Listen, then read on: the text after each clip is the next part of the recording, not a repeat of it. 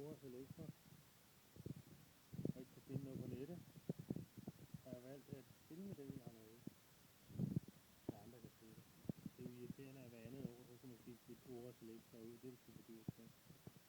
Men det foregår egentlig ved, at man omme bagpå, heromme, piller en skrue ud, der sidder.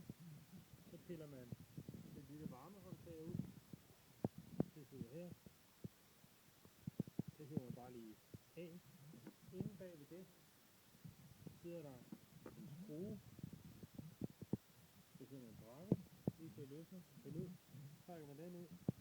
Så i toppen af Oras Elektra batteriet her, der sidder der så en magnetventil. Og den magnetventil, den kan skilles ad.